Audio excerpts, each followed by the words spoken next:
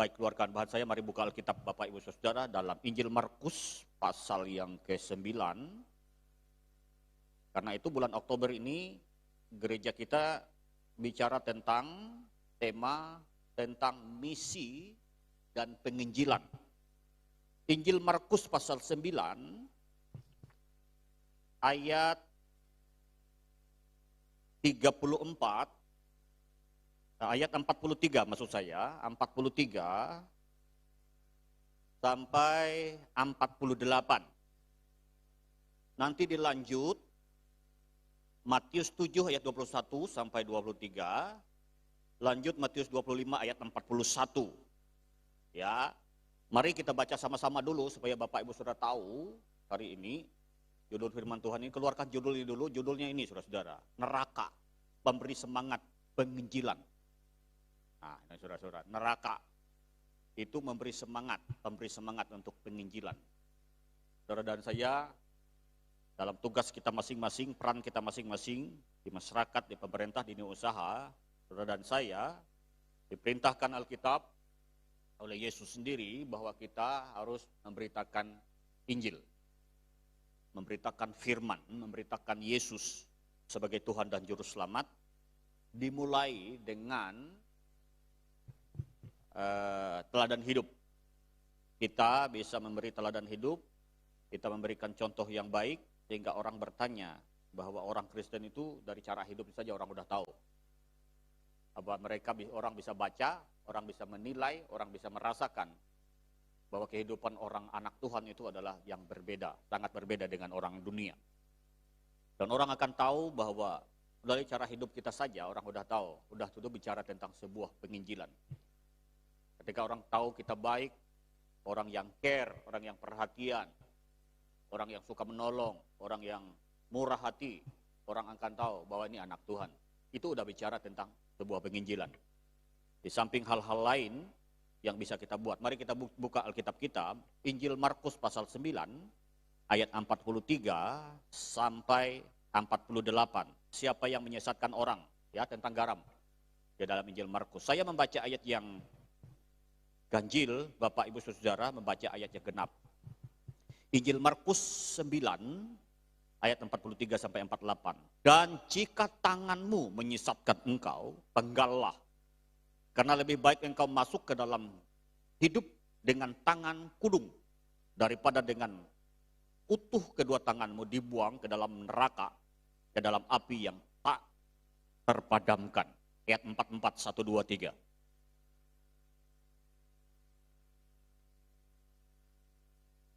Dan jika kakimu menyesatkan engkau, penggallah, karena lebih baik engkau masuk ke dalam hidup dengan timpang daripada dengan utuh kedua kakimu dicampakkan ke dalam neraka. Ayat 46, 1, 2, 3.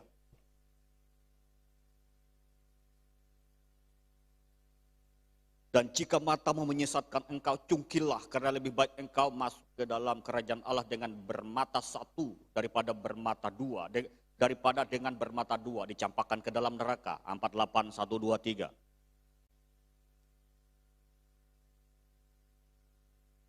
Lanjut, Matius 7, 21, ayat 21 sampai 23. Injil Matius pasal 7, ayat 21 sampai 23. Injil Matius 7 ayat 21 sampai 23. Injil Matius pasal 7 ayat 21 sampai 23. Baca sama-sama 3 ayat ini. 1, 2, 3. Bukan setiap orang yang berseru kepadaku Tuhan, Tuhan akan masuk ke dalam kerajaan surga, melainkan dia yang melakukan kehendak Bapakku yang di surga. Pada hari terakhir banyak orang akan berseru kepadaku, Tuhan, Tuhan, bukankah kami berbuat demi namamu dan mengusir setan demi namamu dan mengadakan banyak mujizat demi namamu juga. Pada waktu itulah aku akan berterus terang kepada mereka dan berkata, aku tidak pernah mengenal kamu. Enyahlah daripadaku sekalian, kamu sekalian pembuat kejahatan. Satu ayat lagi, Injil Matius 25 ayat 41. Injil Matius 25 ayat 41. Kita agak banyak ayatnya. Injil Matius 25 ayat 41. Injil Matius 25 ayat 41. Mari kita baca sama-sama, saudara-saudara. 1, 2, 3. Dan ia akan berkata juga kepada mereka yang di sebelah kirinya, enyahlah daripadaku, hai kamu orang-orang terkutuk, enyahlah ke dalam api yang kekal, yang telah disediakan untuk iblis dan malaikat-malaikatnya. Saudara, makanya ketika saya dapat ini, waduh, ini berat nih. Belum dihotbahkan, saudara. Ya, ini neraka, saudara. Ada orang berkata kadang-kadang, saudara, kena habis keluar dari tempat panas, masuk ke rumah, waduh panas, kayak neraka, gitu, saudara. Jadi karena pernah orang merasa, saudara, ya kayak panas dari luar karena matahari terik jam 12 siang mungkin gitu, panas kayak neraka. Saya juga pernah mendengar ada orang dalam rumah tangga, saudara cerita, ngomong sama saya, aduh Pak, keluarga saya itu kayak neraka Pak. Saya bilang, panas kah? Iya Pak, panas. Jadi saudara, ada orang yang udah merasain neraka sebelum masuk neraka. Dan karena itu, hari ini pelan-pelan saya ingin sampaikan buat saudara, neraka itu pertama catatan penting saudara harus tahu, itu tempat yang nyata. Itu bukan ilusi, itu bukan seperti didramatisir oleh Alkitab untuk nakut-nakuti manusia. Bukan, itu suatu tempat yang nyata. Dan Alkitab bilang neraka itu tempatnya siapa? Iblis dan malaikat-malaikatnya. Neraka diciptakan ada bukan untuk manusia ciptaan Allah, tetapi untuk iblis yang sudah jatuh ke dalam dosa. Karena itu, gereja kita di bulan Oktober ini, di ulang tahun yang ke-50, setiap bulan Oktober, mereka terus berbicara tentang misi dan penginjilan. Maksudnya begini, saudara-saudara, supaya umat Tuhan, mulai dari pusat sampai daerah-daerah, gereja Betel Indonesia jemaatnya, mereka yang duduk di pemerintah dunia usaha, mereka yang melayani di ladang Tuhan. Supaya kita ini fokus, supaya kita ini ambil bagian dan peran kita, supaya kita ini bisa bermisi dan bisa menjadi alat Tuhan untuk memberitakan Injil melalui hidup kita masing-masing. Karena itu saudara-saudara, seperti surga adalah tempat yang nyata, juga neraka adalah tempat yang juga nyata. Karena itu Tuhan tidak mau seorang pun binasa, Alkitab berkata, dia mau setiap orang bertobat dalam 1 Petrus. Ya, nah saya ingin sampaikan dulu, neraka itu seperti apa sih? Saudara, Alkitab berkata, coba kita lihat dalam Injil Matius dulu 24 ayat 41. Injil Matius 24 ayat 41. Sebelum saya kupas ya beberapa hal penting. Injil Matius 24 ayat 41.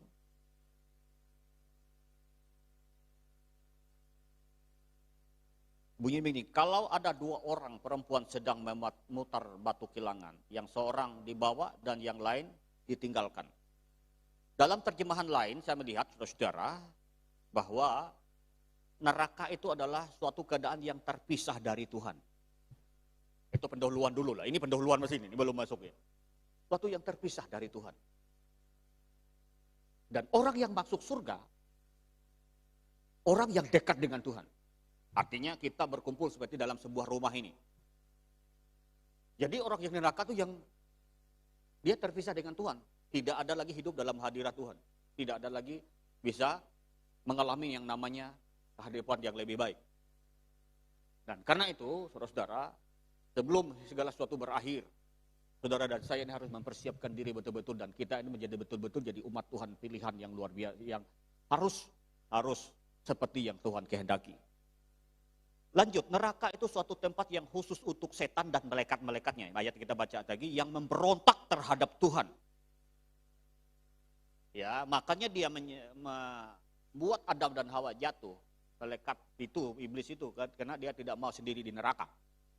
Tapi syukur puji Tuhan, Yesus datang ke dalam dunia ini untuk menyelamatkan kita, supaya kita tidak di tempat itu. Yang lanjut, neraka itu adalah tempat penghukuman kekal yang sangat menyakitkan. Dalam Markus pasal 9 tadi kita baca tadi, Bapak Ibu Saudara baca tadi, apa bunyinya Saudara? Ada yang tanda kurung tadi dulu. Seperti apa rasanya? Kira-kira gitu, saudara. Tempat itu ulatnya tidak akan mati dan apinya tidak akan. Nah, saudara. Nggak bisa ditiup, nggak laku pemadam kebakaran, saudara. Jadi tempat penghukuman yang sangat mengerikan dan menyakitkan. Karena ya kita kan nggak bisa, ulatnya, apinya nggak bisa padam, nggak bisa mati. Terus neraka itu adalah tempat yang kekal seperti surga. Gak bisa lagi neraka langsung, wah udah bertobat di situ, tutup neraka, dikosongkan. Gak bisa kalau udah masuk situ, gak bisa saudara. Atau orang yang udah masuk surga, udah bosan di surga, coba di neraka, pindah. Gak bisa. Kekal. Jadi ini serius sekali saudara. Ya, jadi neraka itu nggak bisa kosong, kekal di situ. Nggak bisa langsung ditutup lagi, nggak bisa. Nah, mumpung masih ada kesempatan seperti Matius pasal 7. Yesus bilang, pada hari terakhir aku harus berterus terang. Maksudnya begini, saudara. Supaya saudara dan saya betul-betul mempersiapkan diri hidup dalam kehendak Allah, hidup dalam firman, sesuai dengan keberadaan kita. Karena itu kita harus mengenal kehendak Tuhan dan hidup kita harus sesuai dengan kehendak Tuhan. Lanjut, neraka itu adalah tempat yang bagi orang yang tidak percaya sama Yesus. Alkitab sudah jelas, saudara. Neraka itu tempat orang yang nggak kenal Yesus. Matius pasal 7 yang kita baca tadi. Enyahlah daripadaku, engkau pembuat kejahatan. Aku tidak mengenal engkau. Berarti orang ini nggak kenal Tuhan. Saudara, ini penting buat kita hari ini supaya betul-betul saudara di dalam kehidupan kita ini betul-betul jadi umat yang layak dan siap untuk Tuhan. Pada prinsipnya Alkitab menyatakan bahwa neraka itu ada dan merupakan tempat hukuman kekal. Keluarkan bahan saya, beberapa hal tentang neraka. Coba lihat saudara. Ini poinnya. Ya, neraka tidak dipersiapkan Tuhan bagi manusia, namun bagi setan dan pengikut-pengikutnya. Ini ada di layar. Saudara. Neraka itu dipersiapkan Tuhan, tidak dipersiapkan untuk manusia. Karena itu saudara-saudara, jangan main-main ke situ. Jangan berpikir kalau saudara malah lagi jengkel, biar aja aku masuk neraka. Enggak usah, jangan. Karena Alkitab bilang tadi saudara, itu tempat kekal. Ulatnya nggak bisa mati, apinya nggak bisa padam. Mari kita harus fokus berpikir hari ini. Supaya kita berpikir, Tuhan, aku ingin masuk surga. Aku nggak mau ke neraka. Udah begitu, saudara. Langkah selanjutnya adalah bagaimana kita menjaga hidup kita untuk tetap lurus di dalam Tuhan. Karena ini bukan tempat main-main.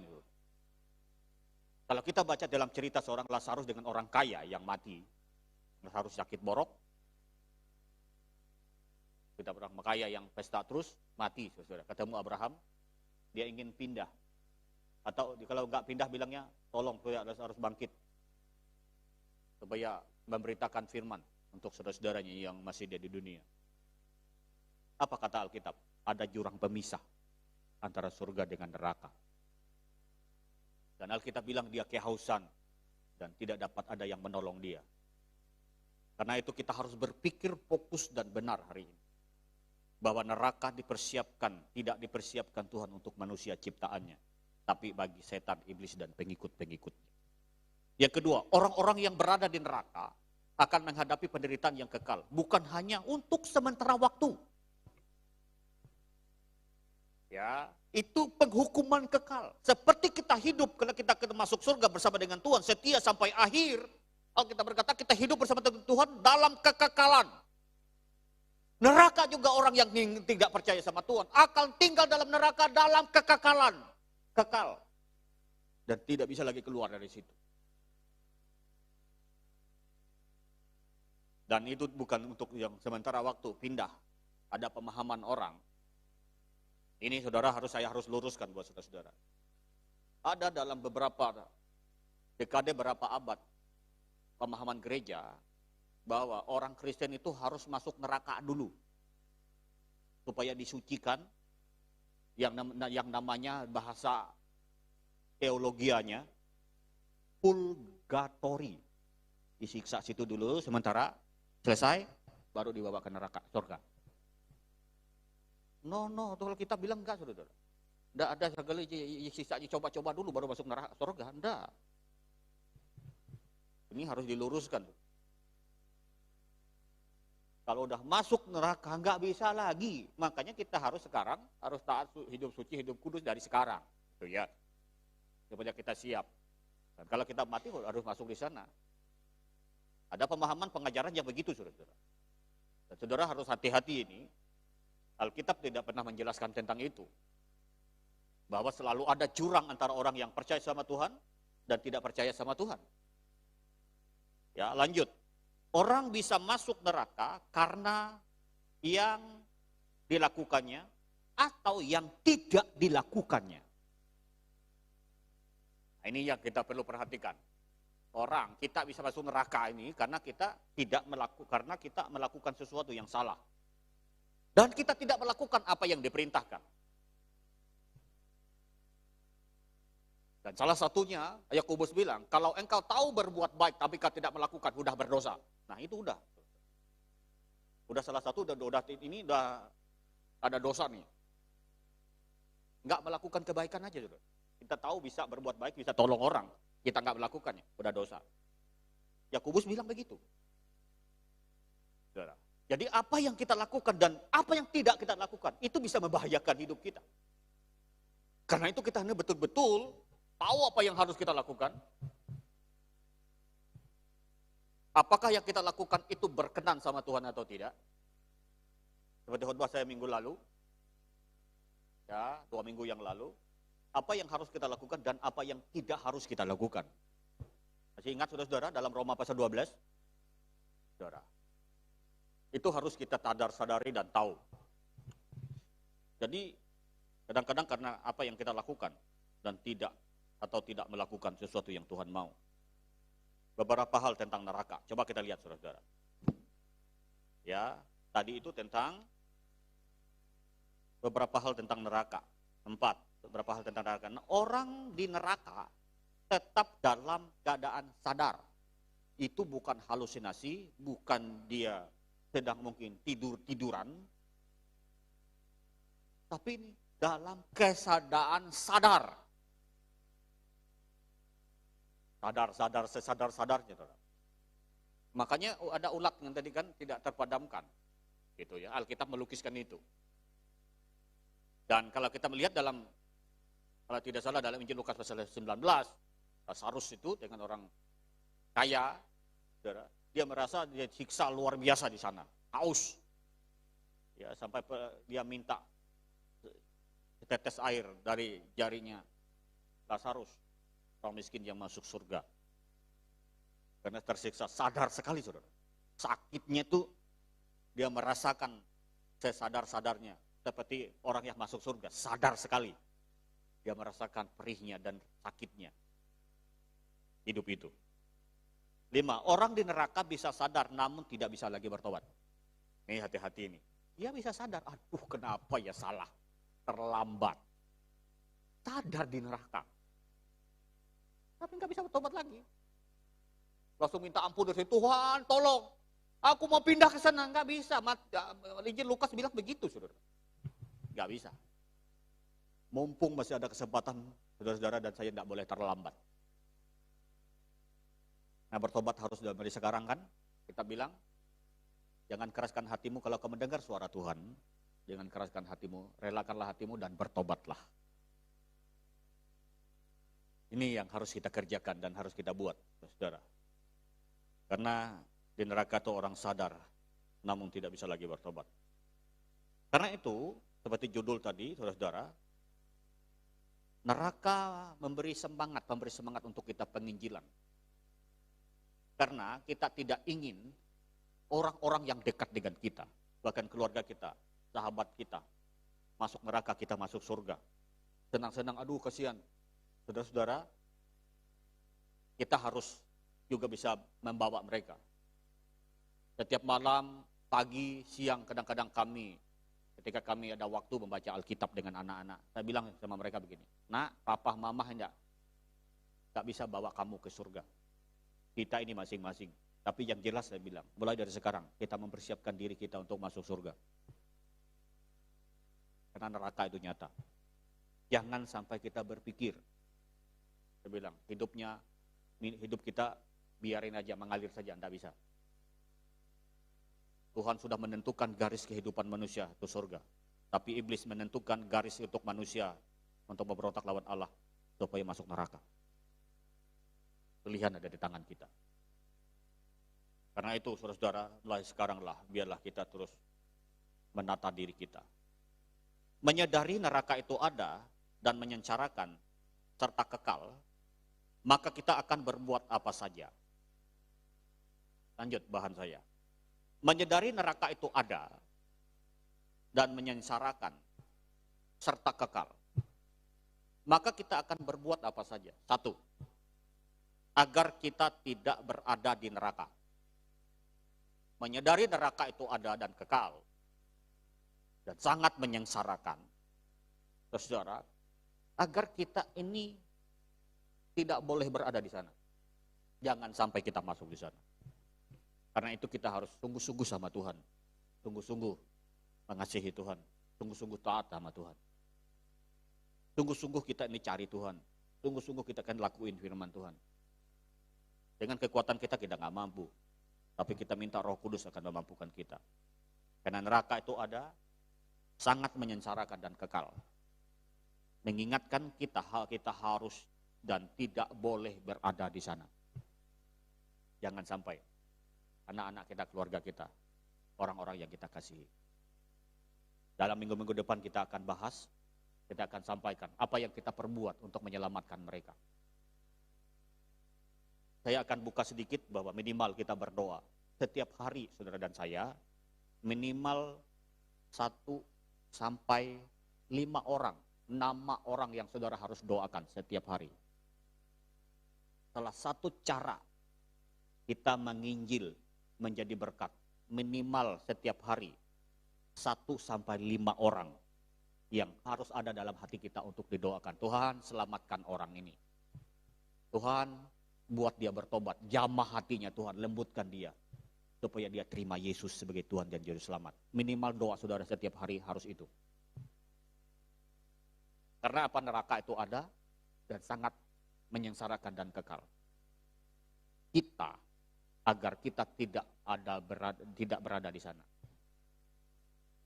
Kalau kita tidak mau berada di sana, maka konsekuensinya adalah orang-orang yang bersama dengan kita, orang-orang yang ada di hati kita, harus kita juga doakan supaya mereka juga tidak ada juga di neraka, tapi mereka ada di surga bersama dengan kita. Dengan cara apa? Kita harus setiap hari di dalam doa pribadi kita menyisipkan 1 sampai 5 nama orang yang belum bertobat untuk didoakan.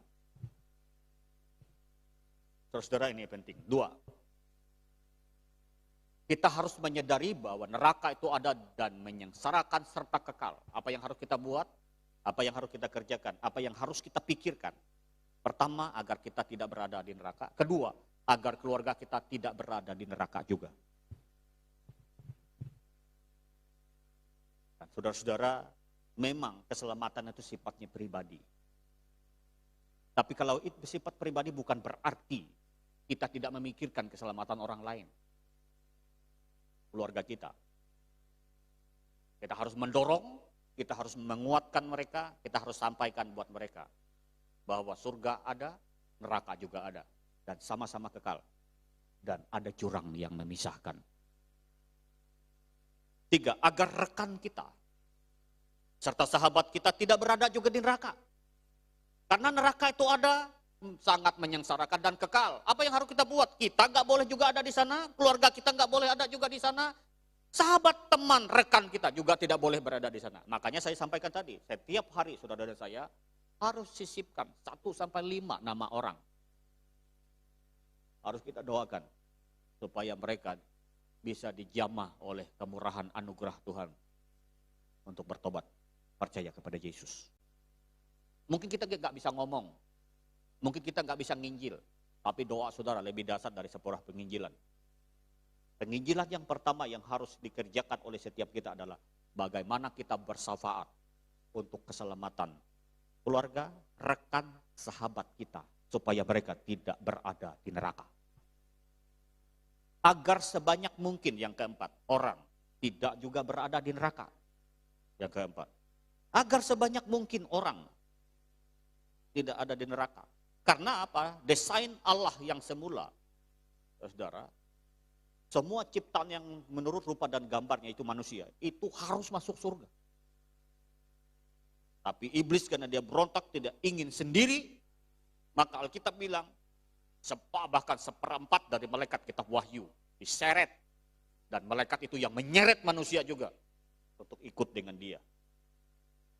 Saudara, dan malaikat yang jatuh itu, Alkitab berkata seperti singa yang mengaum-ngaum gentayangan untuk menarik banyak orang untuk ikut dia.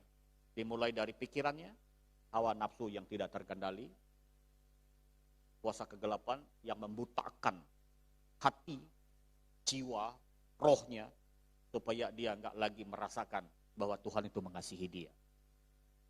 Terus saudara, kalau kita sudah merasakan kasih Tuhan, merasakan kebaikan Tuhan, anugerah Tuhan, maka kita harus memiliki semangat untuk bagaimana kita bisa menjadi alat Tuhan. Itu yang harus kita sadari. Nah, mengapa neraka dapat menjadi penyemangat kita dalam penginjilan? Lanjut. Nah, mengapa neraka itu dapat menjadi penyemangat bagi kita dalam penginjilan untuk memberitakan Injil, supaya kita menyaksikan Tuhan, kebaikan Tuhan, cara hidup kita, contoh teladan hidup kita, kemurahan, kebaikan, perbuatan kita. Orang bisa melihat nama Tuhan, dapat melihat Yesus dalam hidup kita. Itu sudah memberitakan Injil. Alkitab berkata begini, kita ini adalah surat yang terbuka yang dapat dibaca oleh semua orang. Jadi ketika orang tatap senyum saudara, orang tatap mata saudara, orang dengar ngomong saudara, orang lihat bisa baca ini. Oh, ini anak Tuhan. Orang lihat tatapan mata senyuman saudara, aduh sejuk gitu. Belum minum es, saudara. Lihat senyuman saudara, aduh orang sudah sejuk. Lagi haus nih, dia lihat senyum saudara, shalom, selamat pagi, udah kenyang.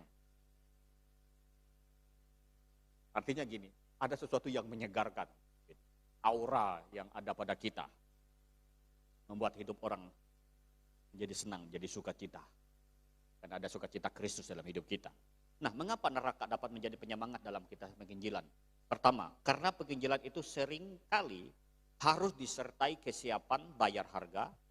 Dengan sadar akan neraka, kita tidak akan hitung-hitungan. Tidak akan hitung-hitungan, saudara. Makanya nanti kepada pengurus saya sampaikan, mungkin minggu terakhir, atau minggu kedua, atau minggu ketiga, semua persembahan kita ini, yang tatangan ini, kita drop ke pusat, kita kirim untuk dana penginjilan, daerah-daerah terpencil. Ada 1 minggu kita ambil, kita kirim dana misi penginjilan di sinode kita. Karena tujuannya untuk membantu saudara-saudara kita yang di Papua, Aceh, ujung Kalimantan Barat, ujung Kalimantan Utara sana, misi-misi yang backup hamba-hamba Tuhan yang di pedesaan, di pedalaman, yang hidupnya itu sangat-sangat prihatin. Dana-dana itu dari jemaat lokal akan dikirim semua dalam 1 minggu ibadah di drop ke pusat untuk dana penginjilan dan misi.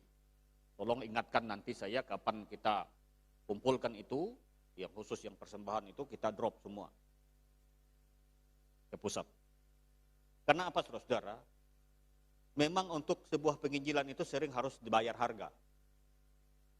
Dan karena kita sadar neraka itu suatu yang nyata dan sangat menyakitkan, maka kita tidak akan hitung-hitungan memberi untuk Tuhan, supaya ada orang-orang yang Tuhan pakai, yang mau susah, yang mau repot, saudara, untuk menjangkau orang-orang yang belum terjangkau. Tetapi apa daya, tenaganya dia punya, kemampuan dia punya, tapi nggak punya dana. Nggak punya uang. Untuk dia jalan, kadang-kadang saya lihat kesaksian beberapa orang harus jalan kaki beberapa kilo. Kemarin saya dapat kesaksian dari teman saya di daerah Poso. ke atas sana, terus di daerah apa tempat yang Pak Hendrik Pali itu apa namanya? Toraja ke desa sana yang gunung-gunung, saudara. Itu jalan kaki bisa tengah hari, ada yang 1 hari. Saudara. Mereka turun di daerah Sumatera, Padang, Bengkulu, Lampung, saudara. Aduh, Papua, NTT, NTB, bahkan daerah-daerah lain yang memang perlu disupport. Dan mereka ini hidup mati memikirkan jiwa-jiwa, tapi apa daya, saudara? Gak punya dana. Karena itu kita harus sadar, saudara, kalau kita gak bisa pergi nginjil, gak bisa ngomong, gak bisa nginjil, uang saudara, harta saudara, apa yang ada pada kita, kita bisa beri, menyupport orang-orang yang memberikan dirinya untuk memberitakan firman, supaya orang bisa dengar nama Yesus dan diselamatkan, tidak lagi masuk neraka. Karena itu saudara, penginjilan konsekuensinya, penginjilan itu seringkali harus disertai dengan bayar harga. Sakit. Ada orang yang dia meninggalkan keluarganya, anak istrinya, karena dia cinta jiwa-jiwa.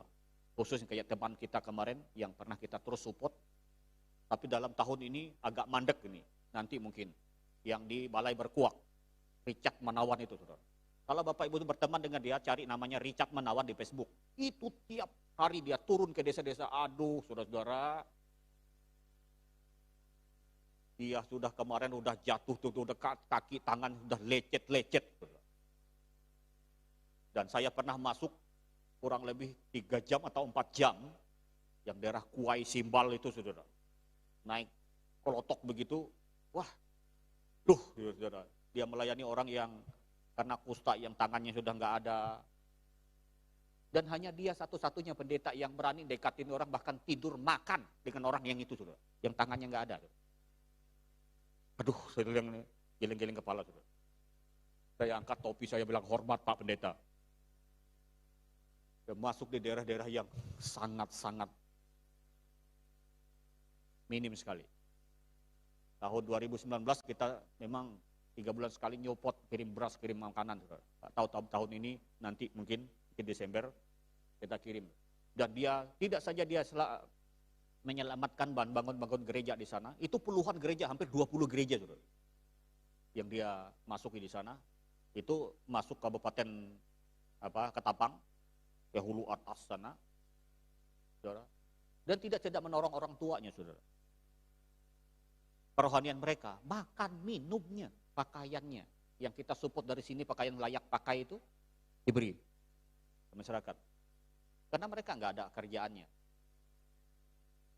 Anak-anak mereka banyak, ditampung lagi, saudara. Tahun ini kalau tidak salah kemarin masuk, kemarin udah hampir 80, ini bisa 100, saudara, di asrama itu. Ditampung anak-anak SD, SMP, SMA, dididik di situ, mereka yang sudah dilatih, supaya jadi kakak-kakak rohani lagi buat adik-adiknya. Dan saya lihat setiap hari mereka tuh keluar, karena masih di sana nyaman, saudara-saudara, ada danau, mereka setiap hari kadang-kadang cari kangkung, cari umbut, rebung, bambu, cari ulat, bukan ulat, jamur hutan. Saya lihat, saudara, waduh, mereka jalan sama anak-anak itu cari apa saja yang mereka bisa ketemu di hutan yang bisa dimakan, mereka ambil untuk makanan mereka. Selain Pak Richard melatih mereka nanam kangkung, macam-macam, ikan lele, di kolam itu ikan nila, pelihara ayam, pelihara B2, mereka pelihara di situ. Ayam sama B2 lele itu untuk selain makan mereka, kalau beras kurang dia bilang, Pak Richard bilang, ya B2 dijual untuk beli beras. Dan itu memang perlu disupport, dan itu jiwa-jiwa yang luar biasa.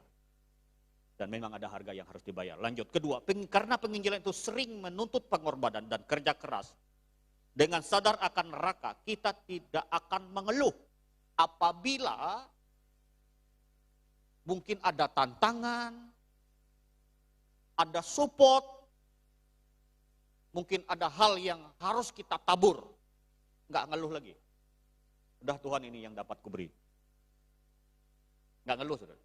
Kalau ada support, ada tantangan, ayo kita beri untuk dana penginjilan atau misi. Kita nggak akan ngeluh. Karena neraka itu nyata, saudara. Dan itu menuntut sebuah pengorbanan. Tidak saja bayar harga, tidak saja disertai kesiapan bayar harga, dan tidak hitung-hitungan. Tapi kesiapan untuk berkorban. Memberi itu korban loh, saudara. Karena kita memberi sesuatu yang berharga, itu sakit, kadang-kadang rasanya bahasa Inggrisnya bungut-bungut. Bahasa Inggrisnya bungut-bungut itu terkenang-kenang. Aduh, kenapa ngasih ya? Maunya ngasih 50.000, kok 100.000? Terkenang-kenang, masih di hati. Itu sebuah pengorbanan. Karena korban itu acaranya, kalau bahasa dalam konsep Ibrani orang Israel, saudara. Korban itu benda yang dibakar hilang. Pamannya ini korban binatang, kambing, domba. Duh, sayangnya domba ini, tek, dibakar, hilang. Itu korban namanya. Jadi kalau kita memberi untuk dana penginjilan, itu korban yang langsung hilang. Gak ada lihat lagi bentuknya. Itu korban. Kalau korban itu, tak kita kasih masih kelihatan. Bukan seperti dibakar binatang yang dibakar langsung hilang. Itu belum mesti korban. Korban itu kita yang memberinya sakit, dan langsung hilang. Dan kita rela memberinya. Itu korban yang menyenangkan Tuhan. Saudara-saudara, dan kita tidak akan mengeluh karena neraka itu nyata. Lanjut, mengapa neraka dapat menjadi penyemangat bagi kita dalam penginjilan? Karena penginjilan itu sering kali tidak menunjukkan hasil langsung. Dengan sadar akan neraka, kita tetap memiliki ketekunan. Ketika kita memberi, ketika kita menginjil, kadang-kadang ada gagal. Bahkan ketika kita menyupport hamba Tuhan, saudara, kadang-kadang dia lari bawa uangnya, saudara. Tidak dipergunakan dengan benar. Kadang-kadang ada fakta memang begitu. Kita support dia ke desa, saudara-saudara, untuk penginjilan, untuk bangun gereja, dia beli motor. Malah ada, mohon maaf ini saudara-saudara, ada dana untuk penginjilan bangun gereja, saya ditelepon oleh keluarga kita di Pangkalambun yang nyupport. Ini untuk bangun gereja. Dana dikasih, saudara. Dihubungi saya. Tahu, saudara? Dikasih, saudara. Dia beli HP, di-upload lagi di Facebook, saudara. Beli HP, saudara. Langsung dia telepon. Om, dia bilang, kamu kenal ini? Kenal. Kenapa cerita? Ceritalah dia. Oh, ya saya terenyuh karena dia ada pelayanan bangun rumah namanya. Beli HP, saudara. Wah, saya bilang kan gawat, saudara. Saya bilang itu korban koh. Berarti kalau koh korban, berarti dibakar hilang, aman. Tapi kan kasihan jemaat om, saya bilang. Dan kasihan orang yang mau kita backup, tapi ini enggak anu. Nah, saya bilang kalau saya lain, saya bilang kalau ada dana-dana yang sifatnya misi apa, saya nggak mau pegang. Kasih ke panitia, ada orang yang pegang. Dan nggak mau berurusan dengan itu. Bilang, kalau dana pembangunan gereja macam-macam, tidak ada yang masuk ke rekening saya. Maka Bapak Ibu saya cari aja dibuka di bank. Ada rekening Pak Pendeta Heri Moses? Nggak ada. Kecuali kemarin terpaksa gara-gara saya yang operasi ini harus buka rekening bank BRI untuk prudensial kirim. Nggak ada rekening. Saya bilang sama istri, ini dia rekening sampai mati. Nggak boleh banyak-banyak rekening pendeta, bahaya. Saya bilang, jangan sampai saya masuk neraka gara-gara duit. Saudara, jadi memang ketika kita menabur, kita memberi, memang hasilnya tidak langsung. Bahkan kadang-kadang bisa disalahgunakan. Tapi saudara dan saya, pernyataan itu, saudara dan saya harus tekun. Harus tekun.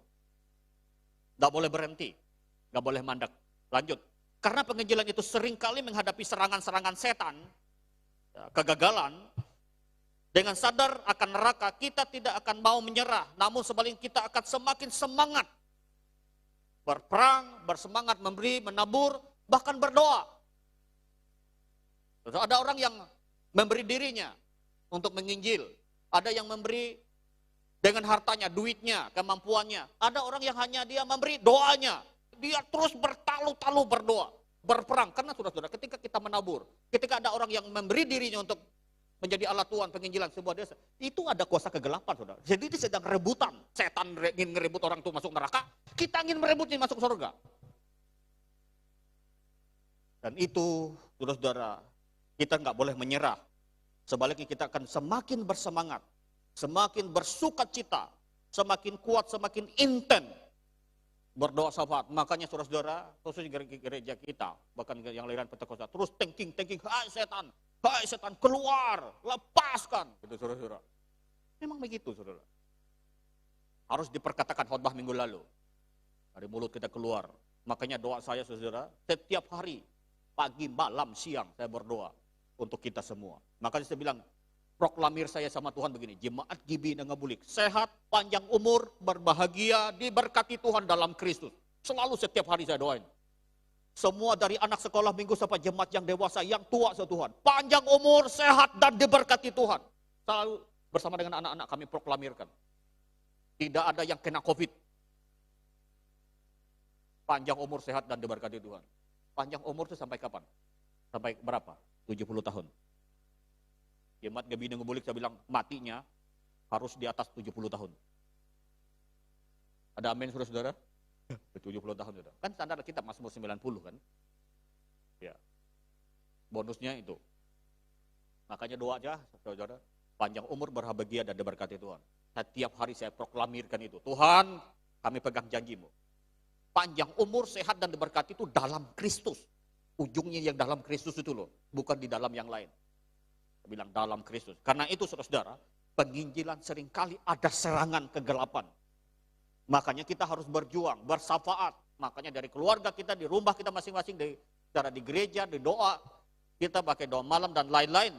Kita ini sedang berperang untuk merebut jiwa-jiwa itu. Dan orang-orang yang Tuhan pakai, kadang-kadang diserang keluarganya, anak istrinya. Saya pernah dengar kesaksian. Saudara, seorang hamba Tuhan yang harus pergi ke daerah terpencil dan harus meninggalkan anak istrinya. Kegelapan tidak tinggal diam. Dia harus turun ke sana untuk menyelamatkan jiwa karena sudah janjian, saudara. Tapi tiba-tiba iblis serang kesehatan anaknya. Apakah dia harus berhenti dan harus jalan?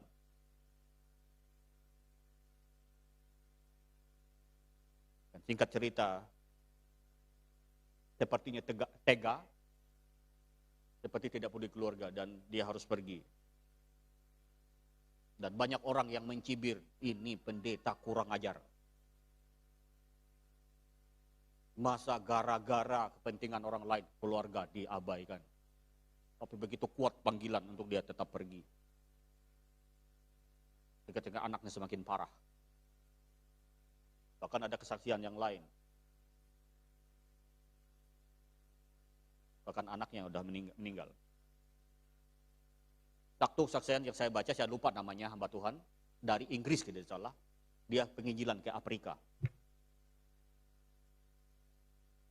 Dan ketika dia penginjilan ke Afrika itu, dia mengalami tantangan yang begitu luar biasa. Dan dia kecewa sama Tuhan. Karena selama hampir berapa tahun dia di sana, hanya satu anak sekolah minggu yang bertobat. Hanya anak satu sekolah minggu yang bertobat. Tidak ada orang yang mau bertobat, saudara. Wah, saudara-saudara, udah capek-capek buang dana besar. Hanya satu anak sekolah minggu yang bertobat. Dia pulang. Saya lupa namanya. Saya pernah baca itu. Saudara. Dia pulang.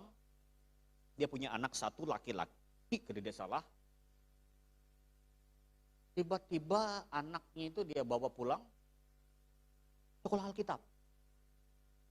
Dan tiba-tiba anaknya ini sekolah Alkitab mau pergi lagi ke tempat papahnya, sudah gagal rasanya itu pelayanan di daerah Afrika. Anaknya ke sana pergi, tiba-tiba ketemu dengan seorang gadis yang sudah jadi hamba Tuhan.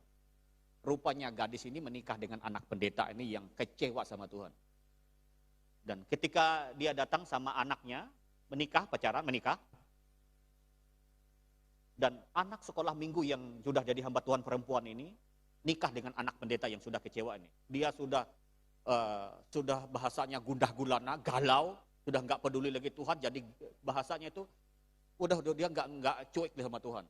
Dia bilang ketika anaknya sama perempuan ini datang, Papa, saya ini, dia bilang, Tuhan baik. Dia bilang, Tuhan baik apa? dia marah sama Tuhan. Dan saudara tahu ketika anak ini mencerita, seorang gadis ini yang menjadi menantunya ini, cerita, Pak Pendeta, Bapak Pendeta bukan gagal. Saya anak sekolah minggu yang Bapak ajarin, sekarang sudah jadi hamba Tuhan. Dan anak Bapak adalah suami saya. Dan dia tetap kecewa. Bapak tidak gagal. Sekarang pelayanan saya dengan suami saya, anak Bapak, di Afrika. Bahkan berapa puluh kali lipat. Hanya dari satu orang ini. Saya dipakai Tuhan untuk menyelamatkan banyak jiwa di sana. Saudara, hanya satu orang saja bisa menyelamatkan banyak orang. Karena itu, hari ini saya mengajak saudara-saudara. Mungkin saudara dan saya dari doa saudara, syafaat saudara, mungkin hanya satu orang yang bertobat. Tuhan, kok enggak banyak ya? Dengarkan baik-baik, satu orang itu bisa membawa ribuan orang untuk percaya kepada Yesus. Karena itu saudara dan saya harus tidak boleh menyerah. Kita harus bersemangat di dalam Tuhan. Bersemangat bertabur, bersemangat berdoa, bersemangat bersyafaat, bersemangat supaya hidup kita dapat jadi berkat. Karena itu hari ini saya mengajak saudara-saudara, sekali lagi, neraka itu nyata dan kekal seperti surga. Karena neraka itu tempat yang paling menyakitkan, Alkitab yang kita baca tadi. Ulatnya nggak bisa mati, apinya nggak bisa padam. Jadi sekali lagi itu jangan main-main, jangan berpikir kita, udah kalau kita udah jengkel marah, udah biar aku masuk neraka. Gitu. Jangan saudara. Udah mari kita hari ini fokus. Kita harus di surga saja. Kita harus masuk surga. Karena kita sudah beriman, percaya sama Yesus. Udah. Sungguh-sungguh beriman, sungguh-sungguh percaya aja. Jaga hati kita, jaga hidup kita. Karena itu hari ini ada tubuh dan darah di dapat kita. Meneguhkan panggilan kita. Supaya kita semakin setia, semakin tekun, semakin taat dan semakin mengasihi Tuhan. Amin buat firman Tuhan, kita bangkit berdiri.